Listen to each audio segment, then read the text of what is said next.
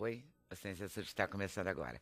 Vamos falar hoje de um problema típico da vida moderna, que é causado pelo desencontro entre o nosso relógio biológico e a avalanche de tarefas do dia a dia. Esse problema está sendo chamado de jet lag social. Quem sofre dessa síndrome, além do estresse, sente um cansaço constante e pode ter também problemas com o excesso de peso. Vamos saber mais sobre isso conversando com a psicóloga Marilda Lippe. A terapeuta Kátia Simeonato, tá certo? É especialista numa técnica que pode aliviar o estresse e a dor. Chama Zero Balance. Uma terapia criada por um médico osteopata nos Estados Unidos que atua principalmente nos ossos, procurando e tratando pontos de tensão no esqueleto. O ginecologista Michel Zelaquet é especialista no diagnóstico e tratamento dos miomas, que são os tumores benignos que surgem no útero. Ele vai falar das técnicas mais modernas para tratar o mioma, técnicas que inclusive dispensam a cirurgia de retirada do útero. Vamos conversar com a Carolina Munhoz, considerada um dos talentos da nova geração de escritores, lançando seu segundo livro, O Inverno das Fadas, uma história inspirada no universo fantástico e na juventude da vida real. Vamos falar de teatro com Silvio Guindani e Malu Vale. Eles estreiam nesta sexta-feira no Rio a peça Uma Lição Longe Demais. O Silvio como diretor, a Malu como atriz no elenco, uma comédia dramática sobre a história de dois meninos da periferia que sequestram uma professora. Uma discussão sobre a solidão e a violência do dia a dia.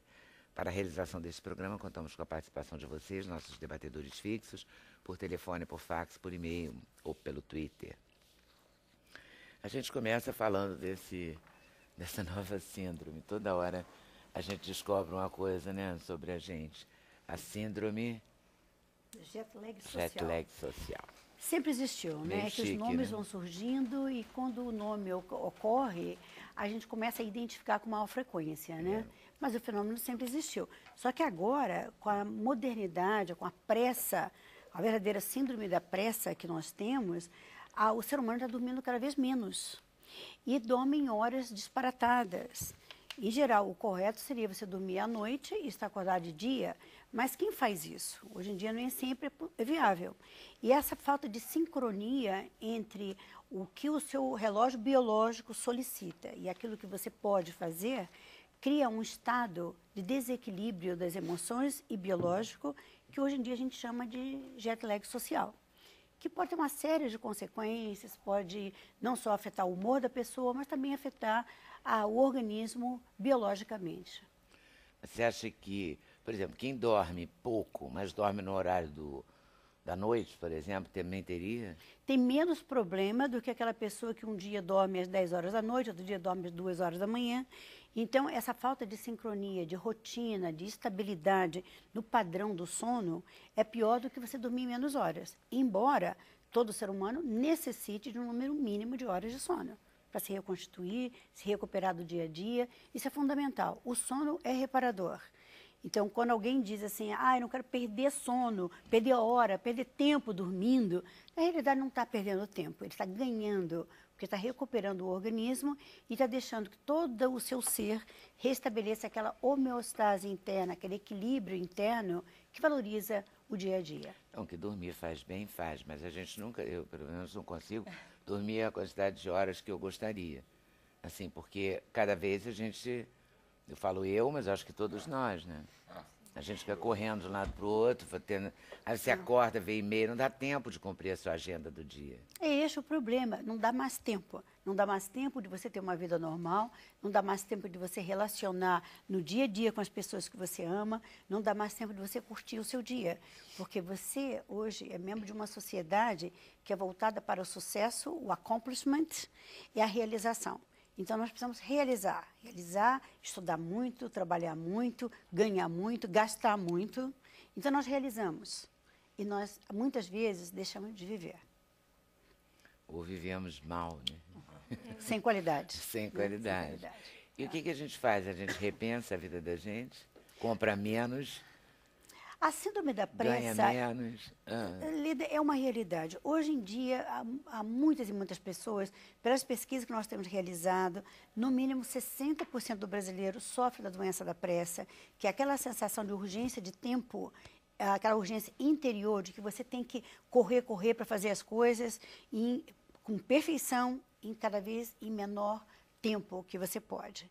Então, essa síndrome da pressa nos leva a dormir menos, nos leva a ter relacionamentos superficiais e nos leva também a uma vida de qualidade inferior ao que nós deveríamos estar tendo. E a gente paga o preço com a saúde, na verdade. A saúde é a obesidade, é a irritabilidade, é a depressão, é a sensação de que você não está conectado com as pessoas, que isso é importante, nós temos que estar conectado com outro ser humano. Você precisa ter um comprometimento com alguém e alguém precisa ter com você. Esse vínculo... Mas a gente está tão conectado que não tem tempo para nada. Conectado na internet. Sem dúvida. E a gente precisa o quê? Se organizar melhor? Nós precisaríamos, em primeiro lugar, Lida, minha recomendação primeira seria, pense nas suas prioridades. Estabeleça a prioridade. Depois analise se aquilo que você faz no dia a dia, se o modo que você leva a sua vida está compatível com as suas prioridades. Então, o que eu tenho percebido em inúmeras pesquisas é que há também uma falta de sintonia entre aquilo que eu almejo, as minhas metas prioritárias e aquilo que eu faço, de um modo geral. Então, o ser humano se desgasta, se depaupera, se perde na realização de micro tarefas, quando as grandes tarefas, às vezes, ele deixa de lado. Não são todos, mas um bom número de pessoas faz isso.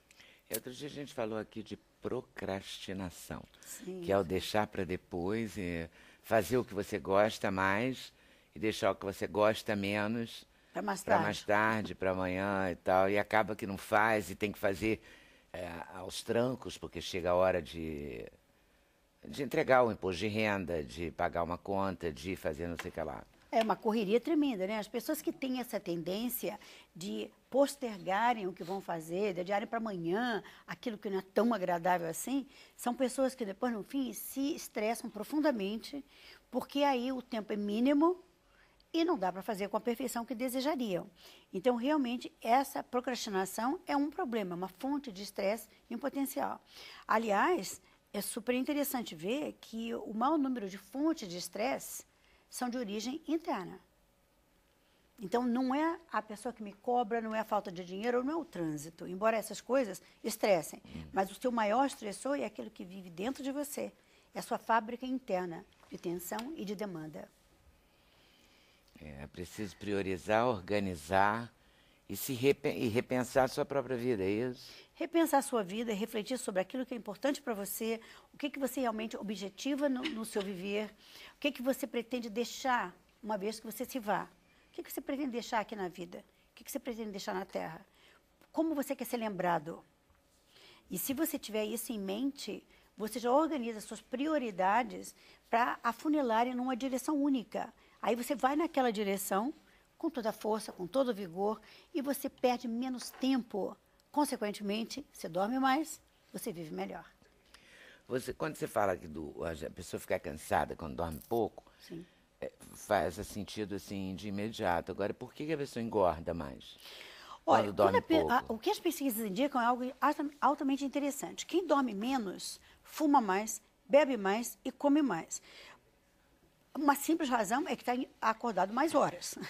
Consequentemente, tem mais horas para comer, para beber e tudo. Mas, além disso, também há uma certa ansiedade gerada pela situação de alerta permanente em que a pessoa se encontra. Essa situação de ansiedade precisa ser mitigada, ela precisa ser aliviada de alguma maneira. E muitas pessoas utilizam o fumo, utilizam a bebida, utilizam a comida para reduzir a ansiedade gerada até por essa vida moderna, atabalhoada que nós vivemos. Então, há realmente uma ligação entre você dormir pouco e você desenvolver obesidade, desenvolver irritabilidade, ansiedade e uma série de outras patologias físicas e também psicológicas. Nesse sentido, a sua terapia, o Zero Balance, pode ajudar? Com certeza, Leda. O Zero Balancing é uma terapia que trabalha simultaneamente a estrutura física e outras estruturas do corpo que são mais sutis, como as energias, como a emoção, um alívio de um estresse mental. Então, é uma técnica bastante abrangente. E ela funciona como? Ela foi desenvolvida por um médico, na verdade, um médico osteopata americano chamado Dr. Fritz Smith. E esse médico, ele tinha uma certa frustração por tratar somente a parte física e não ter o resultado esperado em outros níveis. Então, ele buscou também a medicina chinesa e a acupuntura. E ele diz o seguinte, Leda, que o estresse, a tensão, ela acontece em 3 níveis no corpo. Existe um estresse mais superficial, que é um estresse à flor da pele. Alguém fala uma coisa que você não gostou, você faz uma cara já dizendo, isso me estressou.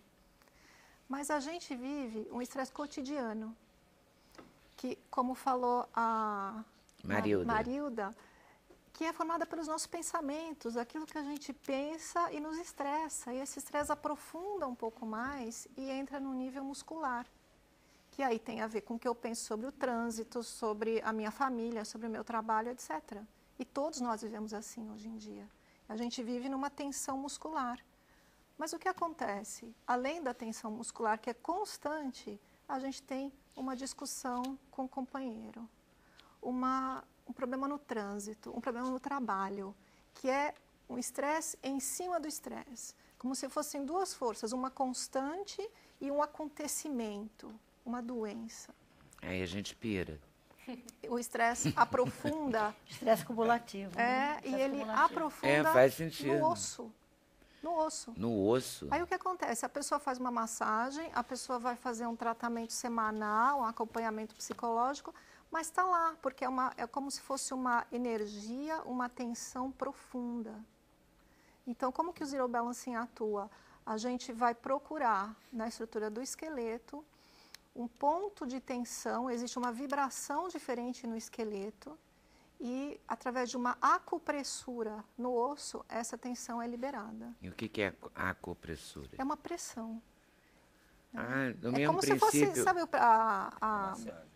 a massagem é muscular, né? Não é a coisa da reflexologia mesmo?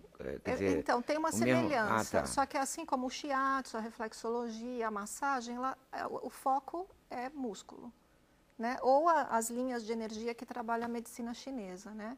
No caso do Zero Balancing, o foco é o esqueleto. Então, eu vou usar uma pressão focalizando o esqueleto ou atuando com o movimento das minhas mãos, dos meus dedos, mas o foco é sempre o esqueleto. E daí, a partir do esqueleto, a tensão é liberada para níveis mais sutis. É bacana, mas assim, tem uma duração? Porque se tem o estresse constante, a pessoa é estressada todo o tempo, aí agudiza com o outro estresse, não é isso? Exatamente. Então, tem como a pessoa ficar relaxada por um tempo? Tem uma durabilidade? Então, é indicado para o Zero Balancing apenas 3 sessões. Ah, é? É uma terapia muito rápida. Em geral, a pessoa tem um resultado assim de 50% de alívio na primeira sessão. É muito interessante. Quando a gente aplica a técnica no esqueleto, é como se eu liberasse uma tensão que está acumulada ali há muito tempo.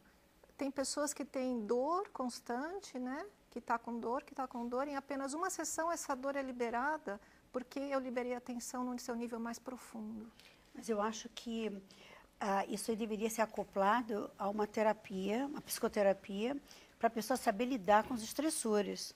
Interessantíssimo o que você está falando, mas eu acho que só isso é um pouco complicado, porque daqui a pouco haverá um outro estressor que ocorre na vida da pessoa e esse acúmulo vai ocorrer novamente. Então, seria interessante fazer isso que você está mencionando, que eu acho muito interessante mesmo, acoplar isso, uma terapia, uma psicoterapia, para a pessoa saber lidar. Existe um tratamento especial chamado treino de controle do estresse, que envolve, por exemplo, métodos como esse seu, que é maravilhoso, mas, além disso, há também um pilar que é nutrição, outro pilar que é exercício físico, o relaxamento, que seria isso aí, né? Mas que não é só muscular, pelo que você falou, e a parte psicológica, que é a pessoa aprender estratégia de enfrentamento para ela saber lidar com os embates da vida. Porque crises todos nós vamos ter, né? Pois um momento e outro, né? Mas, Marilda, existem questões que o psicólogo, ele vai no nível consciente, ele vai no nível até subconsciente, mas as questões que estão profundas, que estão no osso, são totalmente inconscientes. Então, às vezes, uma questão assim emocional, a pessoa está emocionalmente perturbada, ela não sabe por quê. E quando você libera uma tensão no osso, essa perturbação que está mais na superfície, ela se desfaz. Porque a tensão no osso ela é totalmente inconsciente. Por isso que acoplar as duas coisas seria interessante. Porque você falou que uma das maneiras, além do priorizar e do organizar, seria fazer uma espécie de autoanálise, né? Sim. Assim, nesse sentido de reavaliar o que você quer da vida, onde é que você quer chegar. Seus limites. Dar uma olhada para dentro, né? Que a gente nessa correria também não faz, né? Eu acho que precisaria ter as duas coisas, sabe? Acho que é interessante ter um método que trabalha as tensões ocultas, que nem a pessoa percebe que está tendo, acoplado a uma conscientização também para os futuros embates, né? Não só aquilo que já aconteceu, mas também ir daqui para frente. Eu conheço continua, né? A osteopatia, eu não conhecia a sua técnica, mas a osteopatia eu conheço e me sirvo dela, assim como muitos atores, bailarinos, pessoas de circo, porque o músculo, quando ele endurece, né, por causa de uma tensão, ele desloca, às vezes, o osso do lugar, as vértebras do lugar. Então, eu já vi ator entrar no osteopata, que salva a gente, mancando e sair querendo ir dançar, porque ele faz uma manobra localizada e coloca no lugar.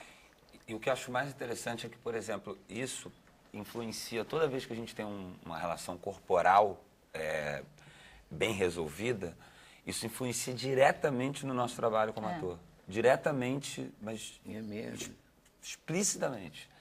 Na construção das personagens, de como que a gente está disposto para fazer aquilo, como que o corpo ele reage para a gente, como se abrisse, né, Malu, caminhos assim, para a gente achar o universo, muitas vezes, porque a gente usa a gente, né? A gente tem se a gente não estiver presente, que eu acho que isso é uma coisa legal de falar, assim, que o mundo hoje, ele faz você estar para fora o tempo todo, né? É o e-mail, é o celular, isso em 20 anos a gente passou num túnel do tempo sem olhar o túnel e chegamos aqui, né?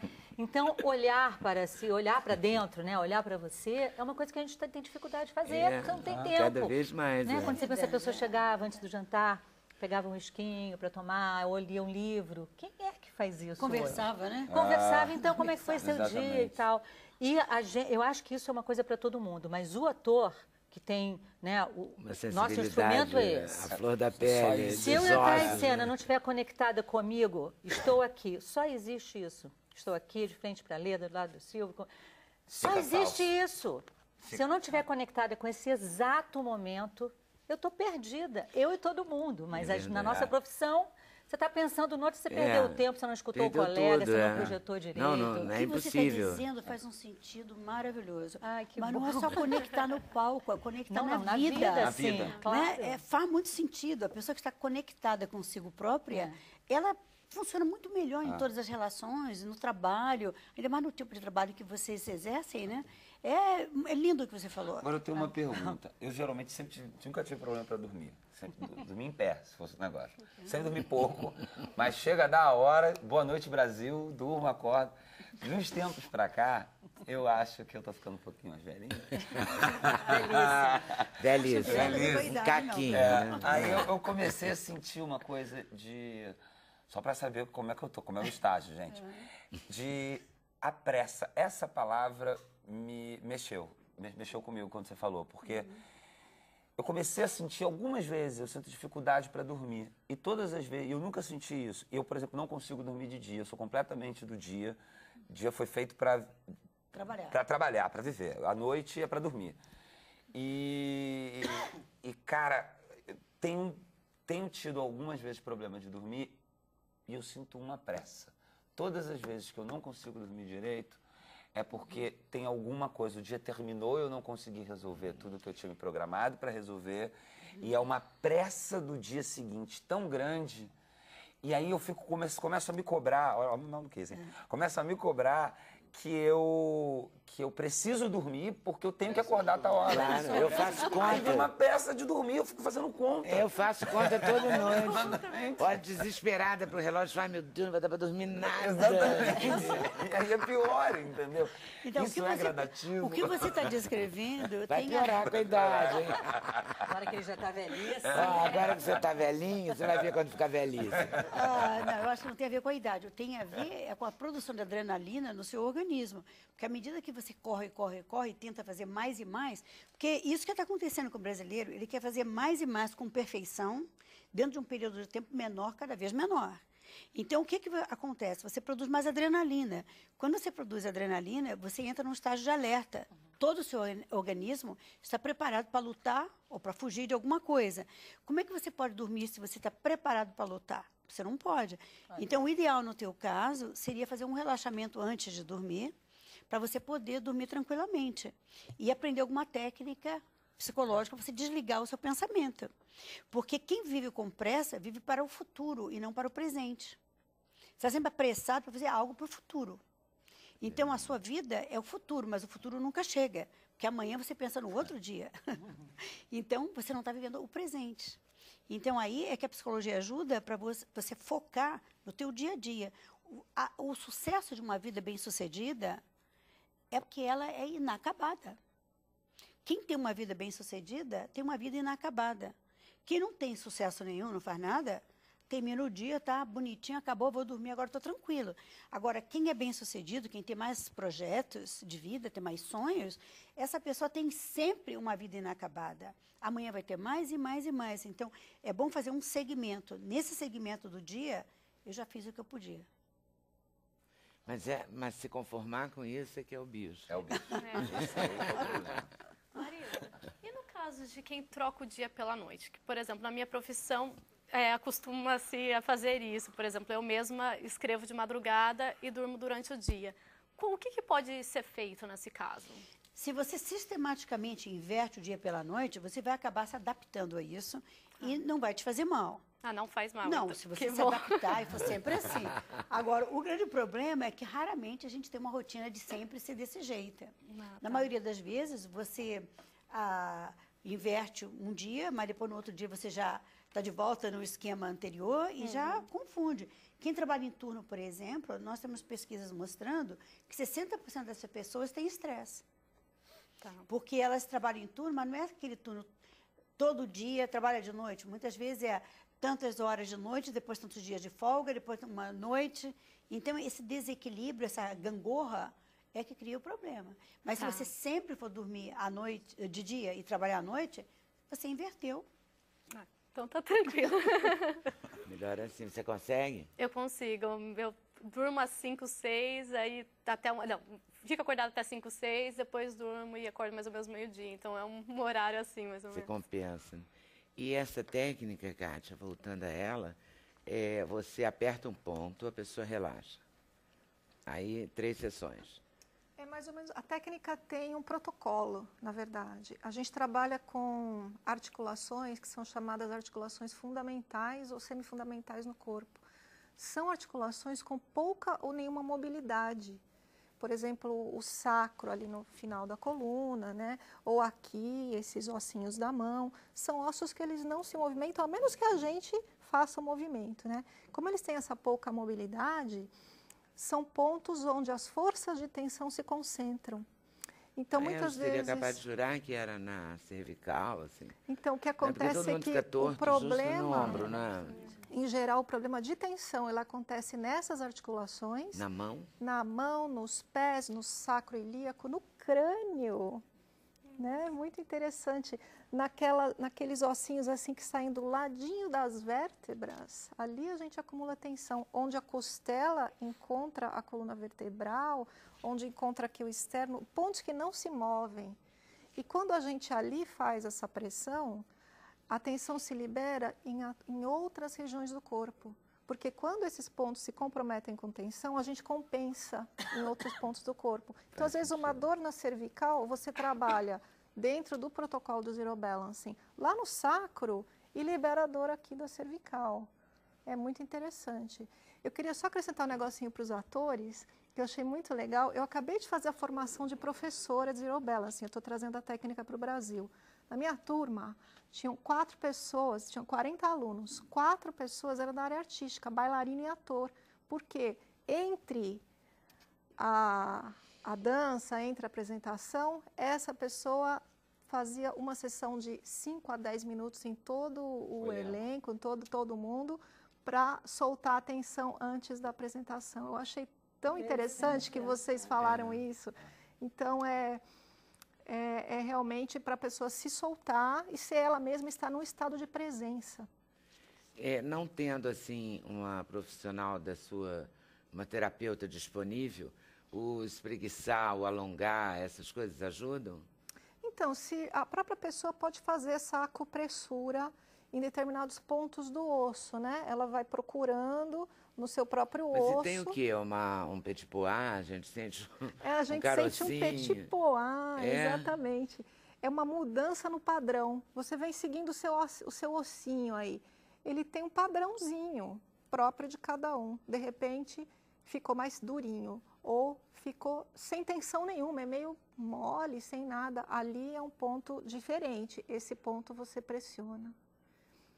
E aí pressiona com o indicador, assim? Como quiser. Como quiser. Como quiser. É claro que existe a técnica, né? Existe uma formação para isso. Eu estou trazendo essa formação para o Brasil, estou começando a dar aula, mas na falta de estudar, a pessoa vai pela própria intuição. Olha que interessante. E você, quando você fala dos músculos, quer dizer, você atinge o osso independente do tamanho da pessoa? Atinge, independente do tamanho da pessoa. A gente coloca uma intenção, né, da acupressura no osso. Mesmo uma pessoa sendo um pouco maior, a intenção é o trabalho no osso. Como é uma técnica que trabalha simultaneamente estrutura e energia, eu posso fazer um toque mais energético que também tem a sua eficácia. E a formação qual é? Vocês estão aonde? Eu estudei nos Estados Unidos com o Dr. Fritz Smith, foi uma formação longa e estou trazendo a técnica para o Brasil como professora. Inclusive, semana que vem eu estou no Rio de Janeiro dando aula de Zero Balancing.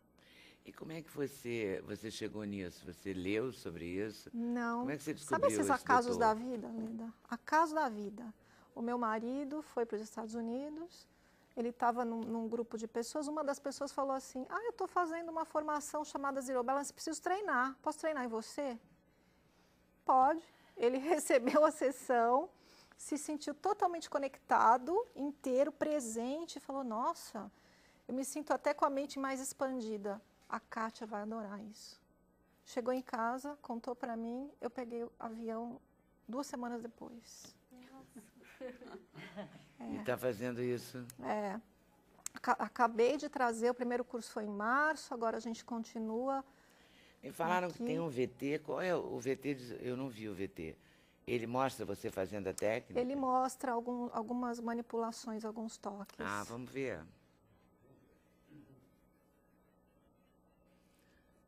Pode comentar, Kátia, se você quiser. Então, aí eu estou trabalhando a escápula, né? A escápula também é um ponto que não se movimenta muito e a escápula pode colar nas costelas por tensão. Então, fazendo esse pequeno movimento na escápula, ela se solta e libera a tensão que está ali intermediária.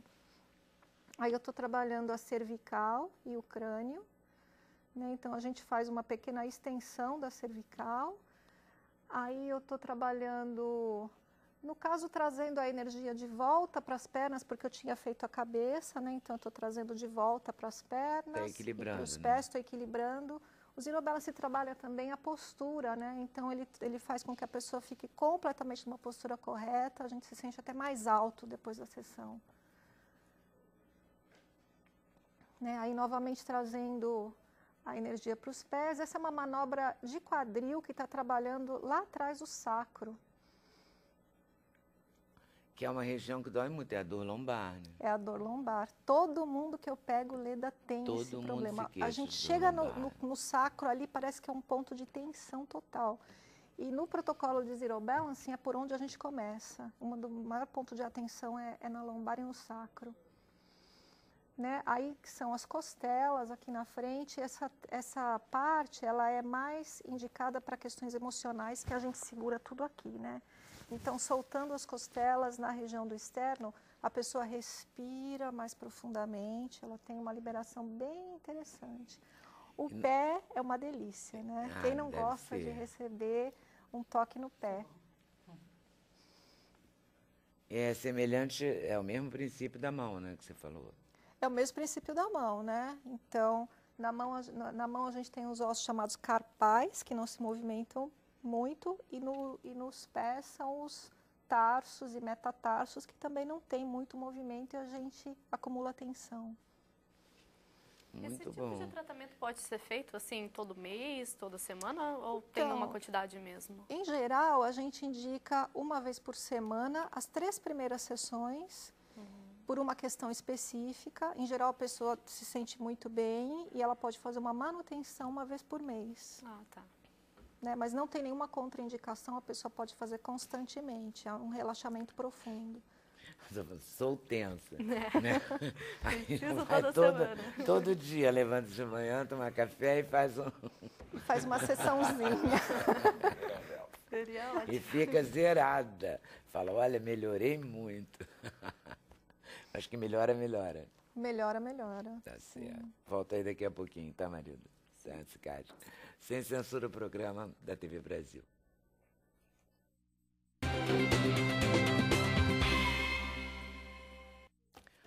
Miomas. Miomas são tumores benignos. Que bom, né? Pelo menos é benigno. Já que vai ter que ter alguma coisa que ocorre no útero das mulheres em idade fértil. Mas hoje em dia tem mais mioma do que antigamente ou tornou-se uma coisa mais comum? Na verdade, existem visibilidade? O que aconteceu? Existem 2 vieses, né? O avanço da medicina, sem dúvida nenhuma, aumentou o diagnóstico dos miomas, isso em número absoluto. Mas a gente observa também que com a vida moderna, as mulheres estão deixando com estresse, principalmente, e com as mulheres deixando para engravidar cada vez mais tarde, a gente sabe que os miomas tendem a aparecer, né?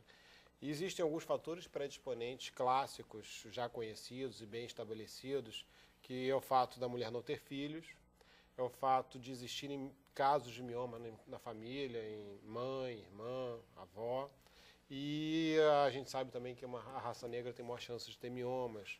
Lógico que isso não exclui a restante das raças. Mas a gente sabe também que existem fatores predisponentes que a gente não conhece, como o estresse, a alimentação, a água que a gente bebe, a comida que a gente come, o dia a dia.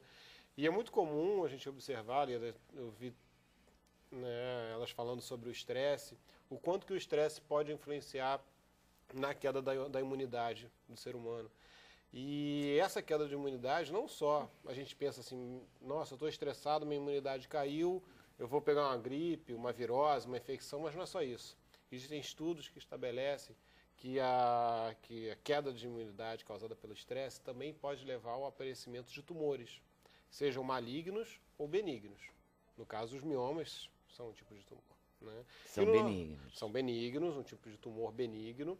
E no nosso dia a dia do consultório, não tem nenhum estudo relacionado a estresse e mioma especificamente, mas no nosso dia a dia do consultório a gente observa o quê? Mulheres que têm um diagnóstico de mioma há 10 anos, mas que nos últimos 2 anos o mioma começou a crescer, os sintomas começaram a aparecer, como por exemplo o fluxo menstrual excessivo, o aumento do volume abdominal, cólica, aumento da frequência urinária, que são os sintomas mais comuns.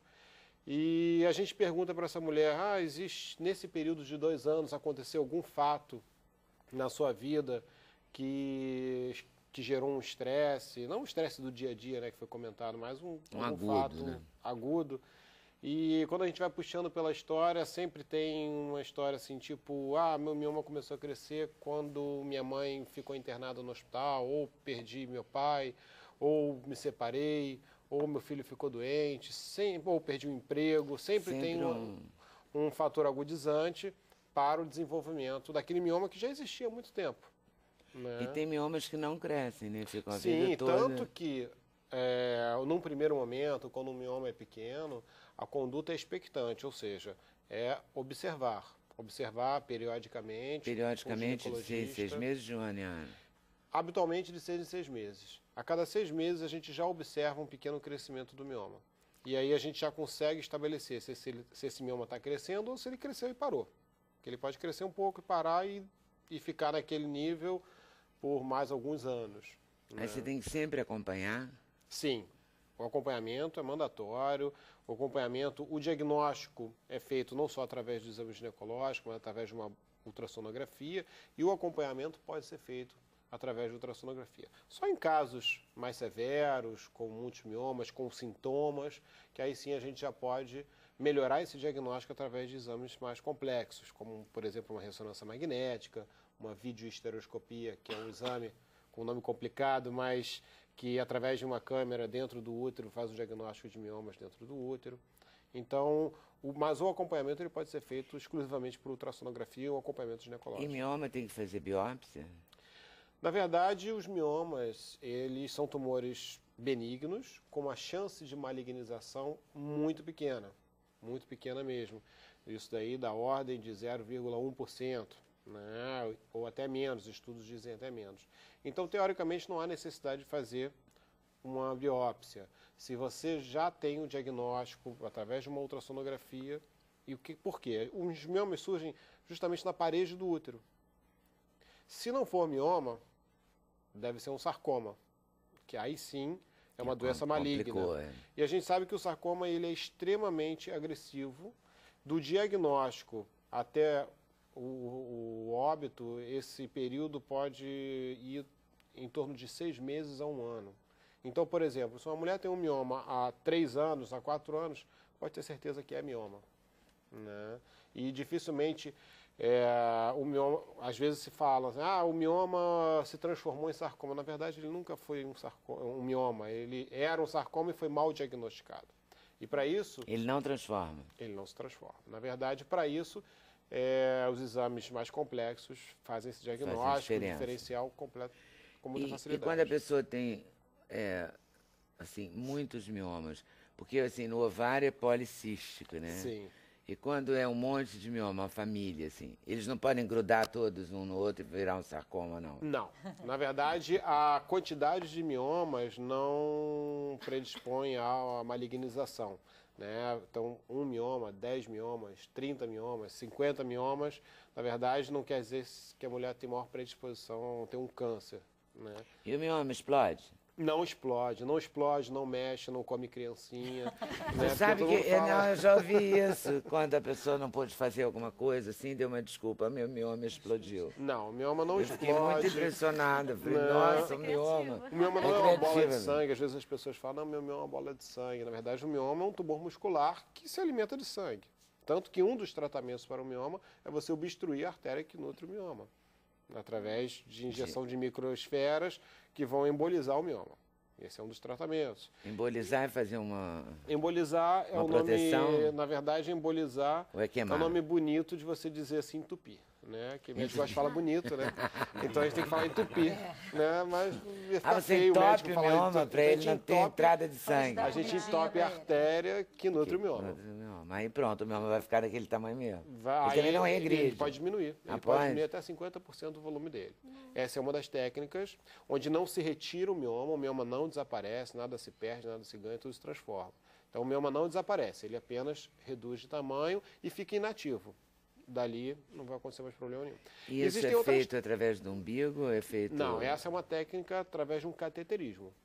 Igual faz um cateterismo cardíaco, no mesmo lugar que entra para fazer o cateterismo cardíaco, que é na virilha, a gente, quando chega na aorta, ao invés de seguir o caminho para o coração, segue o caminho para o útero. Né? Igual chega na Via Dutra, tem São Paulo, Rio de Janeiro, a gente vai para o útero. Né? Então não tem como errar. Parece tão simples, né? Ele falando. Chegou na artéria do útero. Isso é uma encrenca, né? Quando a gente descobre que tem. Né? E esse é monitorado em tempo real, com raio-x em tempo real. E ali a gente identificou a artéria do útero e do mioma, injeta microesferas que vão obstruir o fluxo de sangue. Mas é fascinante ver como o estresse pode desencadear tantas coisas, né? Até um mioma, né?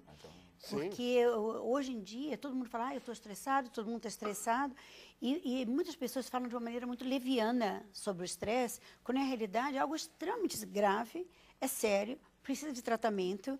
E olha o que pode acontecer. Até um mioma pode ser desenvolvido devido a uma queda do sistema imunológico causada pelo estresse emocional. Tem alguma questão específica sobre essa genética de mulheres negras? Por exemplo, a minha mãe já teve mioma durante duas vezes.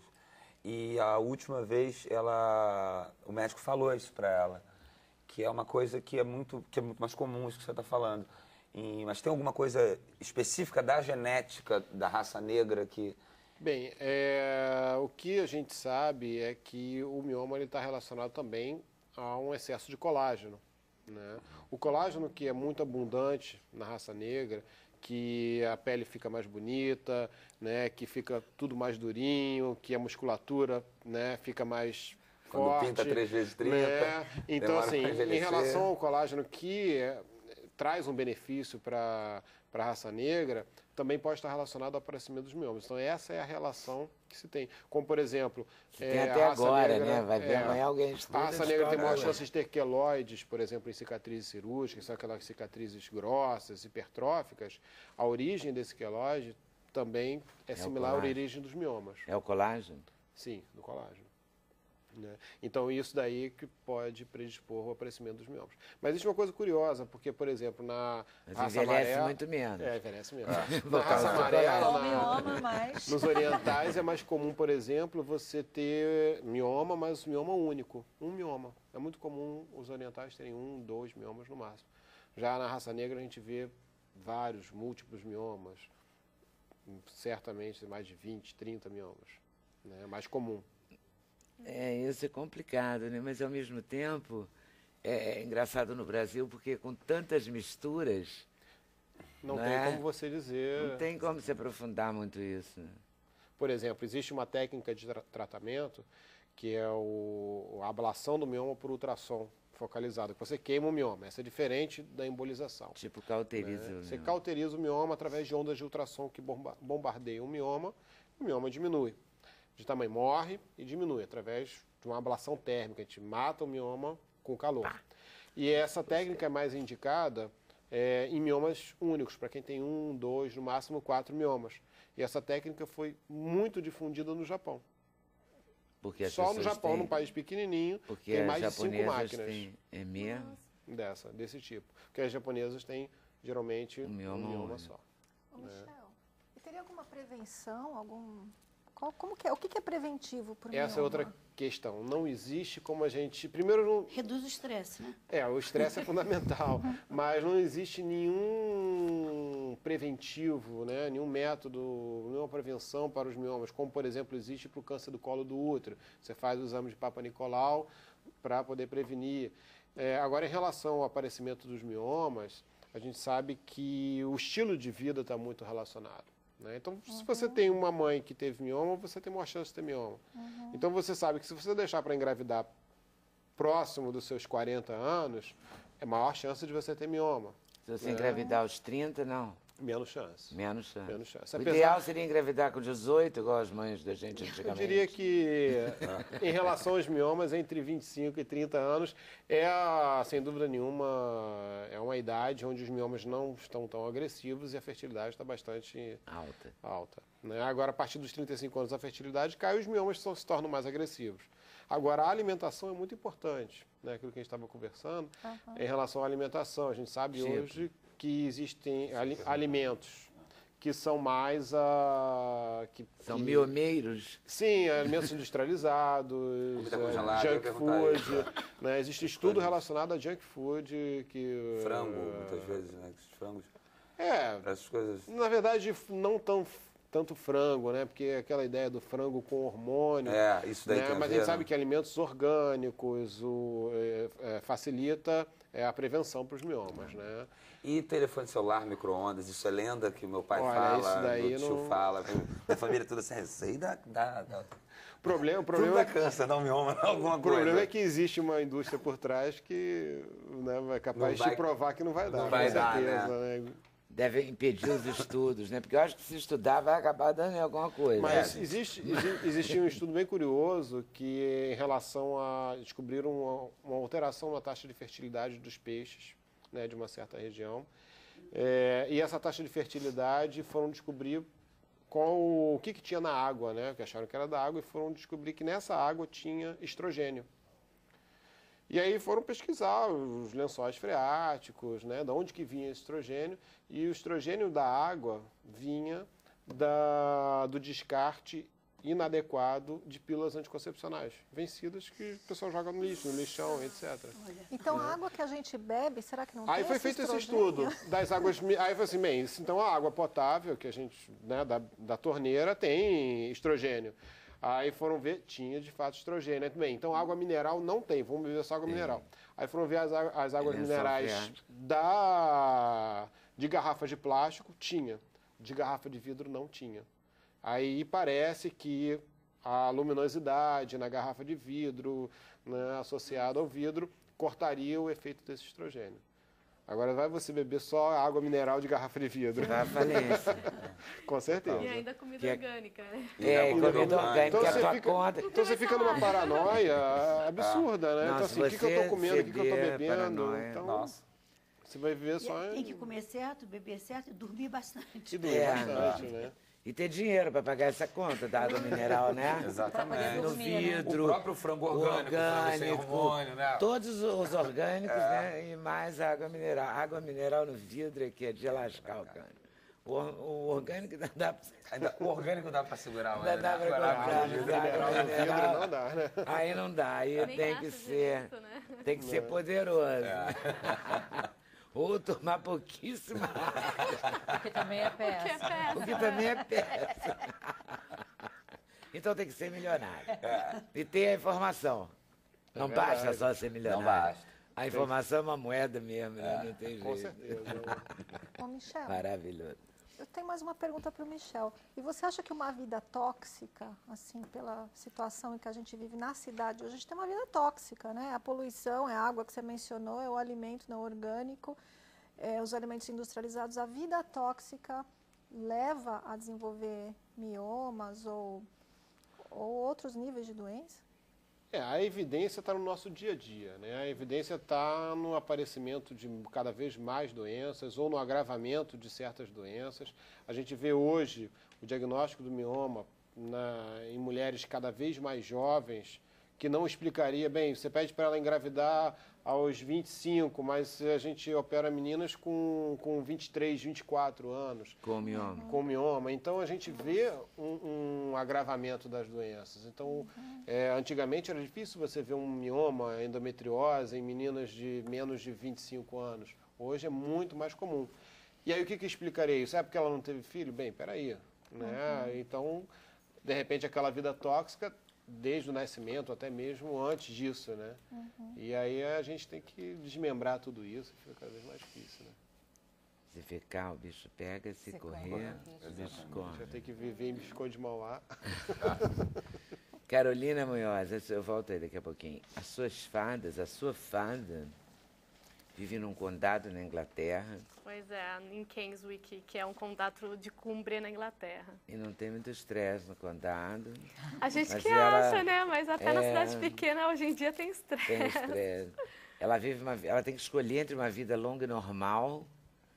Mais ou menos isso, e na verdade, uma vida extraordinária dela, que pode ter um fim trágico. Tem a vida extraordinária meteórica, tem necessariamente um fim trágico. Sim, porque essa fada, ela é uma fada musa. Então, ela escolhe certas celebridades, inspira para elas criarem, assim, grandes obras. Então, um best-seller, um hit que domina o mundo inteiro.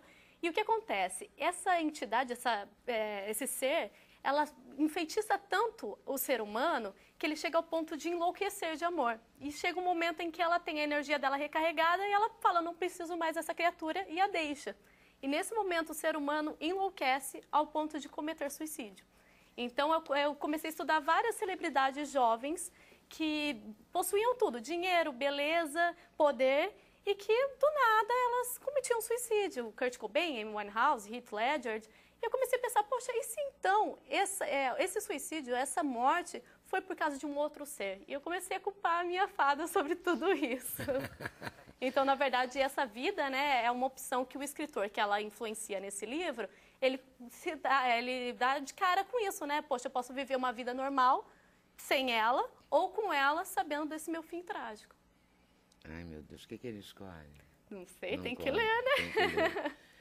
Olha só, O Inverno das Fadas. E ela é bonita, né? Obrigada. Na capa, né? Carolina? Ficou muito legal a capa. Foi até escolhida pelos leitores. A gente fez uma votação com 4 tipos de capas diferentes no Submarino. E aí os leitores que escolheram essa capa, eu fiquei muito feliz com a escolha. Então esse é o seu segundo livro. É meu os leitores do primeiro que escolheram. Isso, os leitores do primeiro. No primeiro também tinha fada louca, assim? Sim, tinha a fada, tanto que se chama A Fada, meu primeiro livro. Mas é um pouco mais light a história, até que ela é um pouco mais inocente que essa fada, né? Porque ela é o tipo de fada que normalmente a gente está acostumado, sininho, um pouco mais boazinha. Essa já nasce... Aquela primeira, essa já nasce torta, Isso, essa ela já é de uma raça chamada Lianancide, que é de uma lenda, que dizem que existe. E essa lenda, a fada, ela já nasce com isso. Ela tem que enfeitiçar alguém para se recarregar, senão ela morre. Então, ela tá ali com aquela decisão, eu posso não matar esse ser humano, mas eu morro também. Então, é uma decisão muito difícil. E que ela está acostumada a enfeitiçar essas celebridades. Então, ela se acostuma com essa morte. E, então, através desse livro, eu começo a lidar com esses assuntos como sexo, como morte, de uma forma até um pouco natural. Porque hoje os adolescentes eles estão com isso, eles estão acostumados com isso. Muitos jovens acabam se suicidando. E o que acontece? A maioria dos livros, esse assunto não é abordado. Então, eu pensei, poxa, eu que já passei por isso na família, que eu mais ou menos lidei com isso, o que eu posso falar com os jovens de uma forma assim, sem impor nada e de uma forma mais fantástica. E aí, sendo apresentada para essa lenda, eu pensei, poxa, dá para explicar um pouco do que está acontecendo com a humanidade, mesmo sendo de uma forma de fantasia. E você passou isso mesmo na sua vida? Sim, eu já tive caso de tentativa de suicídio na família, que não é fácil. Eu mesma fui uma garota muito depressiva quando eu era jovem, então a pessoa que já tem esse estresse... Quando você era jovem? Quando eu era jovem, Ela né? e Silvia estão velhíssimos. Então, a gente já está com essa pressa, né, de uma pensar, estou a pressa é tanta que eles já se acham velhos. Exatamente. Não precisam correr com isso. Vai acontecer. Né? E, aliás, é o melhor que acontece, né? Porque a outra hipótese é péssima. Exatamente. Então vamos envelhecer. Essa eu já até passei da idade dos 27. Mas eu sou depressiva, assim, fui diagnosticada, né, com um quadro depressivo desde os 12 anos. E hoje eu tô com 23. Então, assim, a gente se considera jovem, né? Mas foi através dos livros que eu comecei a me curar, a descobrir um lado bom da vida. Porque antes, com separação de pais, bullying na escola, você começa a acreditar que a vida não tem mais valor, né? E através dos livros, eu fui representada por a série Harry Potter e isso mudou minha vida porque eu encontrei amigos nos livros. Eles foram meus companheiros por todos os problemas e hoje eu tento, através dos livros, ajudar outros jovens também. Que bacana. E aí você chega neles com a sua literatura, porque são jovens também são meio meio abandonados pela literatura. Um pouco, né? Num certo sentido, né? Hoje em dia é claro eles que estão hoje em dia não. acostumados. Tem a Thalita Rebouças, tem a Paula Pimenta em Minas, vai ampliando isso. Mas em relação ao mundo adulto, assim, o livro para criança e o livro para o adulto, né? Aquela faixa ficava ali meio sem vacina, sem livro. O que acontece muito é que, por exemplo, a Thalita e a Paula, eles escrevem para o público teen, para o público jovem, mas não de fantasia. Elas não possuem essa área. E o que estava acontecendo no Brasil é que a fantasia agora deu um boom. Começaram outros escritores a escreverem, mas a maioria no sexo masculino.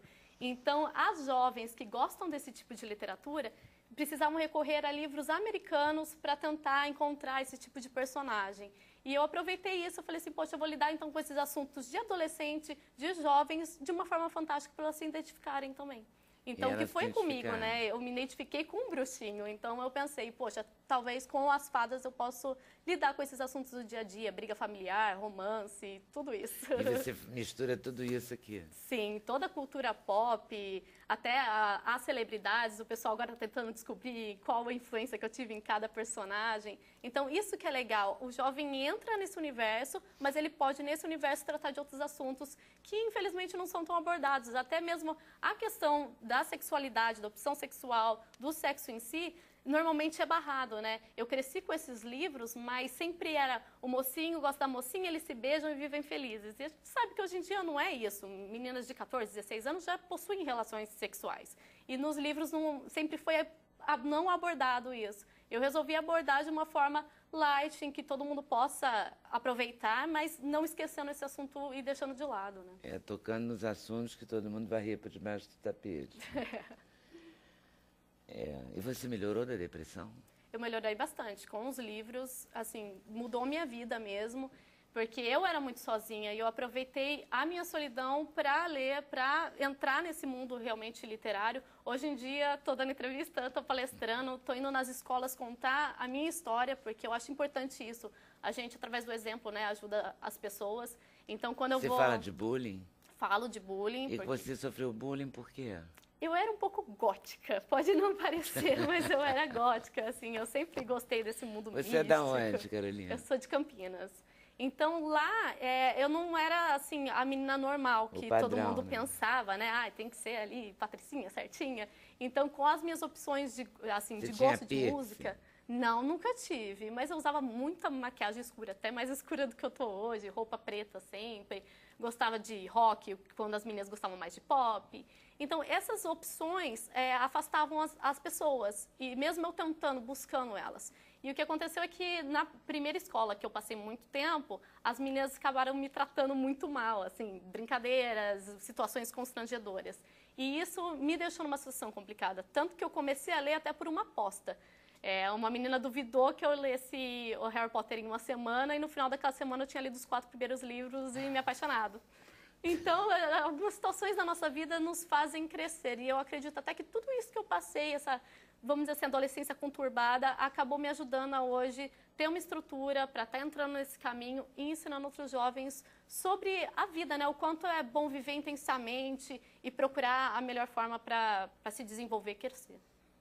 E esse livro eu tento contar um pouco da minha jornada. E quando você chega no colégio e fala isso, elas te contam histórias também? Contam histórias, mas é engraçado que quando eu chego no colégio, todo mundo se assusta. E fala, nossa, você não é uma vovó, né? Porque eles estão acostumados com escritores bem mais velhos do que eles. Então, já tem essa conexão quando eu chego nas escolas. E quando eu conto a minha história, que eu conheci os atores do Harry Potter, por exemplo, ou que eu conheci Alison Noel, que é uma outra escritora muito querida pelos jovens, eles ficam, nossa, ela entende o nosso universo, ela gosta disso também. Então, é muito mais fácil para depois eu receber e-mails de casos até sérios, de violência na família, ou até mesmo de tentativas de suicídio. Hoje em dia, eu recebo esse tipo de e-mail, eu não tento tratar a pessoa nem nada disso, porque até não é a função do escritor, é mais do psicólogo, mas eu tento encaminhar a isso. Olha, eu passei por um psicólogo, eu conversei isso com meus pais, eu tento mostrar, olha, a literatura te abre as portas e depois você pode começar a se tratar e conversar com outras pessoas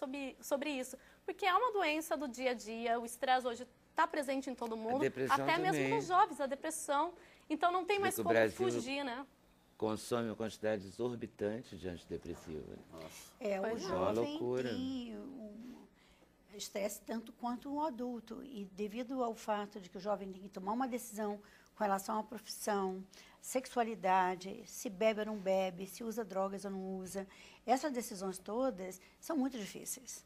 E tudo isso gera um considerável nível de estresse que precisa ser lidado, né? Sim. Senão a pessoa realmente cai numa depressão que atrapalha o resto da vida da pessoa. Sim, tanto que estudando as celebridades para esse livro, eu percebi isso. Tantos jovens lindos, com fama, que recorrem à droga para tentar fugir dos problemas. E aí você fica pensando, mas que problema que você tem? Você tem tudo no mundo, né? Mas a pessoa lida com uma infância, às vezes, traumática ou com algum acontecimento do nada que acontece, assim, ao redor dele, que traz esse movimento brusco, né? Essa atitude muito brusca, que é o suicídio. Então, eu tento mostrar, olha, até depois do suicídio, o que pode acontecer com você, até algo mais espiritual também. Então, eu tento mostrar um pouquinho do que eu aprendi durante esse processo. E com uma criatura até mais light, né, para a pessoa entender. Na verdade, a gente não sabe o que passa na cabeça das pessoas, né? Sim, não é sabe tudo muito nada. difícil. E também tem uma ilusão, essa história, é bonito, tem fama, então tem que ser feliz. Pois que a sociedade já pensa assim, né? Eu acho engraçado essa coisa de tem tudo. Tem tudo o quê? Porque tem tudo o quê pra você, né? Pra ele vai ver o tem tudo, não é nada. Às vezes fica solitário, né? No camarim o tempo todo, um monte de gente Ou que ele então não se conhece cansa daquele tem tudo, né? Acha um tédio. E tem muitas vezes que a gente não leva tão a sério o sofrimento, a inquietação do jovem, né? Porque muitas vezes você olha, sei lá, para uma menina de 13 anos, tem aquela coisa que pra gente não é nada demais. Sei lá, o menino que ela é apaixonada no colégio, não tá ligando para ela foi sacaneada na escola com as amigas. Para ela aquilo é um drama horroroso. Só que é realmente um drama, ela está sofrendo. Para ela está sofrendo, é real, né? Assim, e aí é que eu acho que tá a gente que está em volta, né, os pais, as pessoas próximas, de valorizar isso também, de dar também uma orientação, bater um papo e tal, porque muitas vezes, quando você descarta, essa coisa de jovem não é tão... O problema tenho eu com o meu trabalho. Minimiza, né? Minimizar isso e aquilo é... Então você não acha que você não acha que essa fada vive dentro de todos nós? Né? Essa fada que leva a gente para o sucesso e ao mesmo tempo que ela tira e a gente não sabe lidar com os pequenos sucessos do dia a dia? Sim, porque até um site que fez uma review, que a gente usou uma frase no livro, que é o Judão, eles até conversaram sobre isso. Na verdade, a alienancide acaba sendo qualquer mulher, qualquer ser humano que tem uma influência sobre outra pessoa e tenta lidar com essa situação. Então, às vezes, o dia a dia nos coloca numa posição em que você tem que escolher, poxa, ou eu paro e vivo minha vida tranquilo, ou senão eu tomo uma atitude que pode afetar outras pessoas também. Que o suicida, às vezes, não percebe que ele não está acabando só com a vida dele. Outras pessoas estão em volta e vão sofrer muito com isso, com a tentativa ou com o fim. Então, é uma situação difícil e complicada até mesmo a celebridade, ela não vê que às vezes um grupo todo, uma geração toda está envolvida com aquilo. Um Kurt Cobain, ele foi um líder numa geração, foi um cantor muito conhecido e a morte dele afetou várias pessoas, afetou a família, afetou os fãs, a banda. Então tudo isso ainda não discutido pela sociedade às vezes e os escritores hoje, por serem jovens escrevendo isso, a gente tenta se conectar, tá na internet sempre, para mostrar, olha, se você quer alguém para conversar, conversa com a gente também. A gente está aqui para conversar, para instruir, para tentar levar para um caminho melhor. Eu acho que a gente pode entender também como o suicídio sendo o dia a dia, né? O suicídio não é só um pontual. O suicídio, às vezes, é a droga que você usa, é o álcool que você bebe, é a alimentação errada que você tem. Então, é o suicídio paulatino. Até a falta de dormir, de se cuidar, tudo então, isso. Então, você não se suicida só num ponto, né? Então, você vai se suicidando. Só num ato, né? Num ato, no dia a dia, né? Eu vou para o intervalo. E não é nada parecido com isso. É só uma ida para o intervalo. E a gente volta já já para falar com o Silvio Guindani e com a Malu Vale. Sem Censura, um programa da TV Brasil.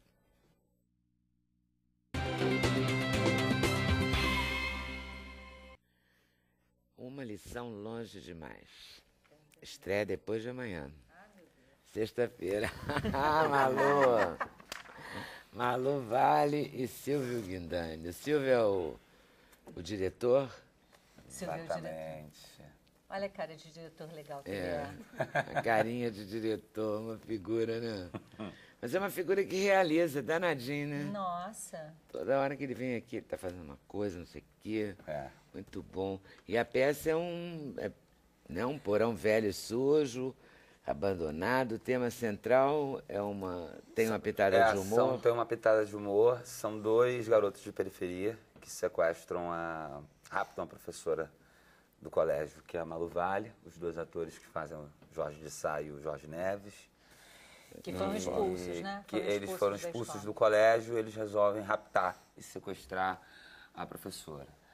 E aí a gente... E é um embate, na verdade, dos três, muito mais com relação a... Não é só um sequestro, essa peça ela não fala de uma questão social, só isso. O pano de fundo é esse. Mas ela é uma grande... É uma discussão sobre relações humanas. Na verdade, aquelas crianças, aqueles jovens estão raptando essa professora por milhões de outras questões. Eles não querem o dinheiro dela, eles não querem... Que ela nem tem, coitada. Ela é muito mais uma... Uma professora. Uma professora de colégio público, de periferia, né? E quando esse sequestro é tomado, eles dois percebem que ela está na mesma situação que eles. E é uma grande troca de solidões dessas três personagens, cada um dentro do seu hemisfério. E como é que tu achou essa peça? Rapaz, o Fauzi Arap me falou isso. Rapaz. O Fauzi Arap, há uns 7 anos atrás, eu fui almoçar com ele e aí o Fauzi comentou dessa peça, que ele dirigiu a montagem original em São Paulo e foi um grande sucesso e depois essa peça não foi mais montada e tal, e o Zeno faleceu e o Zeno Aide, que é o autor. E aí eu demorei um tempo entre, enfim, comprar os direitos, conseguir levantar grana e tal, e aí finalmente consegui juntar esse elenco incrível aqui. E a nossa montagem, Leda, eu vou te falar que está bem bonita mesmo. A gente está... É um dos melhores textos que eu já li de teatro contemporâneo, mesmo assim, na minha vida. O Zeno tem diálogos brilhantes e ele fala, ele levanta temas não só sobre a relação do ensino básico fundamental no Brasil hoje, mas como ele levanta temas seríssimos de como as pessoas elas desaprenderam a se cuidar, como elas muitas vezes esqueceram de se relacionar, de como que é importante. Eu acho que ele questiona o amor. Eu acho que é disso que faz essa peça, muito mais do que uma peça de denúncia, uma peça de amor. Eu acho que é uma peça que tem uma relação ali entre esses meninos e essa mulher que é materna, que é sexual, que é de mestre para discípulo, que é de como esses três são colocados dentro dessa sociedade de hoje, né? E como é que a Malu está se sentindo? Ótima. Bom, para a estreia a gente sempre acha que vai ter uma mortezinha, né? Eu sempre acho, meu Deus, vou morrer agora. Mas o Silvio é um diretor tão tranquilo, e a criaturinha que eu conheço desde 12 anos de idade, quando ele fez o Como Nascem os Anjos, que já era um profissionalzaço, né? A gente tinha uma cena que eu tinha que arrancar com o carro, porque eles entravam no carro da mãe com os amiguinhos do filho e tal, e eu tinha que sair com o Silvinho meio fora do carro. Eu pensava, meu Deus do céu, ele tem 12 anos, eu vou arrancar. Eu falava, olha você aí, hein? Você vai subir nesse carro? Ele pode confiar, eu vou subir. Você sobe nesse carro, menino. E era uma coisa da gente, a gente criou uma ligação ali muito forte. Quando ele me chamou para dirigir, a gente sempre se falava, né? Conectado um com a vida do outro. Malu, vou fazer uma peça. Qual é, Silvinho? Manda aí para eu ler. Já fiquei animada de ser dirigida por ele. Quando eu li o texto, eu adorei, porque a gente já faz tanta concessão na vida, né? Mas teatro eu não gosto de fazer, não. Se aquilo não me pegar, eu não faço. Eu falo não assim com o pezinho aqui. E eu adorei a peça. E adorei conhecer os dois meninos. E a gente... O de Sá e o outro. São dois Jorges. Dois Jorges. Jorge de Sá e Jorge Neves. Jorge Neves. E é uma coisa, porque o Zeno escreveu no final da década de 70, né? Que esse conceito de contemporâneo, a gente já acha que 70 já não é mais, mas sei lá, né? E é tão... O Zeno podia ter escrito agora, né? Parece lugar comum dizer isso, mas se você vai ver o que é a peça, fala, caramba, não, peraí, é profético, como nascem, né? Exatamente. E aí quando a gente fala do humor que a peça tem, é porque a gente não faz humor, a gente não faz a mínima graça, a gente nos prepara para dar uma piada, só que é tão engraçado, porque em alguns momentos, é tão trágico quase, que você fala, putz, acaba sendo engraçado. Eu acho que tem também uma grande possibilidade, que eu acho que aí, a gente sempre falava isso no ensaio, né? Putz, gente, texto ruim só piora durante os ensaios, texto bom só melhora. Porque é real, quando o texto é bom, você só vai descobrindo novas camadas do texto, novas voltas dessas personagens, vai descobrindo essa história de uma forma melhor. E a gente, no meio do ensaio, a gente foi descobrindo, cara, é por isso, é muito engraçado. Porque também tem uma possibilidade da gente rir da gente mesmo. Da gente se permitir... Se reconhecer. Se reconhecer, entendeu? Reconhecer aquela estrutura. Reconhecer um pouco aquela estrutura, ver um pouco em que lugar que a gente está, né, hoje em dia, né, falando assim, não só politicamente, mas socialmente, né? E a coisa das vidas, como...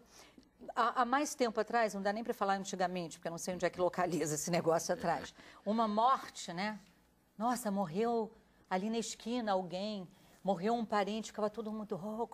Hoje em dia, parece que a morte, a vida está tão banalizada que para algumas pessoas... pior que pode acontecer é morrer. né? Tá tudo muito banalizado. Tá tudo muito banalizado, né? Mesmo a violência contra professores era uma coisa raríssima. Antigamente. Né? O professor... Exatamente, o professor era o mestre. O professor era o ser entrava, a gente levantava, né? Quando o professor entrava, entrava, a gente levantava. Agora... Exatamente. Exatamente. A gente tem o trailer da peça. A gente tem algumas, como hoje é estreia, então a gente tem algumas imagens gravadas dos nossos ensaios. Que ele me botou, eu começo acorrentada, eu sou meio claustrofóbica. Começo acorrentada, amordaçada, embaixo de um pano. Aí eu pensei, gente de Deus, quando você vai estrear, você já está meio tenso pela situação, vamos... Nessa situação, aí eu, então... em vez de eu ficar tensa, me acalmou. Eu não posso fazer nada, eu estou acorrentada, estou amordaçada, estou embaixo de um pano. Nada a fazer. Nada a fazer, respirar e esperar a hora de... Esperar a liberdade. A liberdade de começar ali, né? Com os meninos. Vamos ver. Respeito, pô! Será que a senhora acha correto elas ficarem regulando e humilhando? Quando eu venho de manhã, meu ônibus para a escola, passo lá, frente à favela onde vocês moram. Sabe o que mais me chama a atenção? As antenas de televisão!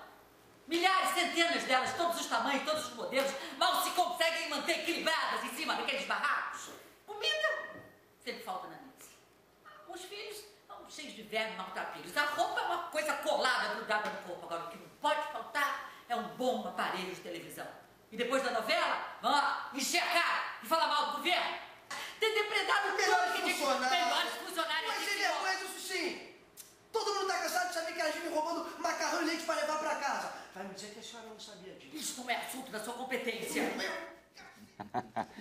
Só para explicar, a gente gravou porque como a gente está estreando, o nosso cenário lindo não está totalmente aí atrás, cenário do Zé Paulo Corrêa, com o nosso grande cenotécnico, diretor de palco Marcão. E...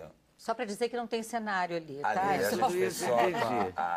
Mas aquilo é antes da estreia, nem estreou ainda. Não, é Foi agora. Só uma apanhadinha. Exatamente. Teatro hoje você entra no dia, praticamente, com o cenário nas costas. Carregando o cenário. Bom, vou chamar outro intervalo, volta aí já. Tá bom. Vocês censuram um programa da TV Brasil.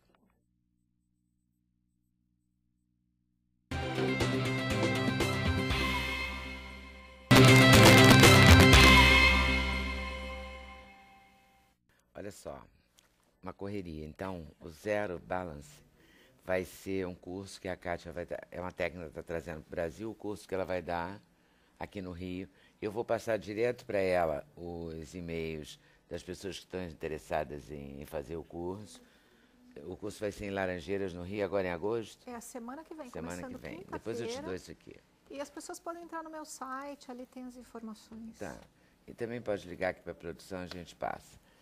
Marilda, a gente tem que tentar viver melhor, sem estresse, se equilibrar com o estresse. Sem estresse é impossível nem desejável, porque sem estresse seria a morte. Então nós temos que realmente aprender a viver. Viver com estresse. A Malu Vale tem um trabalho que ela vem aqui uma hora dessas falar, que hoje não vai dar tempo, como professora, né? E como diretora de teatro, que está formando uma companhia e que ela vai apresentar em Brasília. A gente vai, nossa primeira viagem. A primeira viagem da companhia? É a primeira viagem. E vão se apresentar no Encontro Nacional de Trabalhadores Rurais, porque a gente fez a primeira vez dentro da Rio Mais 20. Então suscitou esse convite para ir para Brasília. E aí vamos todos agora, dia 22. É um trabalho em cima do... O conteúdo é o livro Terra, do Sebastião Salgado, a observação das fotos desse livro, que para mim é uma joia. Ele ficou 16 anos fotografando trabalhadores rurais, sem terra, lançou em 97, como 10 anos da Companhia das Letras. E uma pergunta que a gente fez para os atores, qual a música faz você se sentir um brasileiro? Eles responderam, a gente escolheu, então aí cena e música e deu nesse Terra. No Terra, que uma hora ela vem aqui contar pra gente quando for ter no Rio. Venho com o maior prazer, adoro vir aqui. Enquanto isso, ela faz também uma lição para Longe Demais. Uma lição Longe Demais, que tem direção do Silvio Guindani, que está em cartaz. Que está em cartaz no Teatro AMF, em Niterói. A gente estreia agora, sexta-feira, é de 13 a 19, sexta e sábado às 9 da noite, domingo às 8. em Niterói. Então, a gente fica 3 semanas lá em Niterói com esse espetáculo.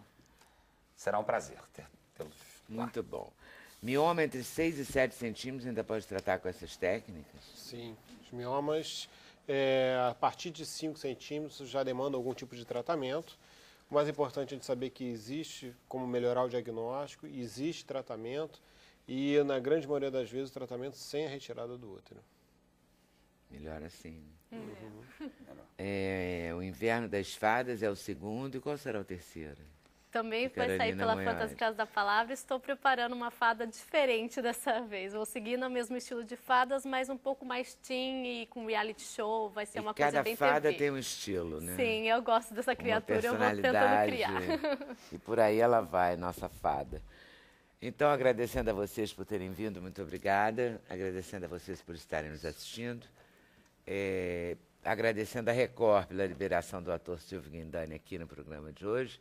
Boa tarde, boa noite. Até amanhã, se Deus quiser, aqui na TV Brasil. Valeu!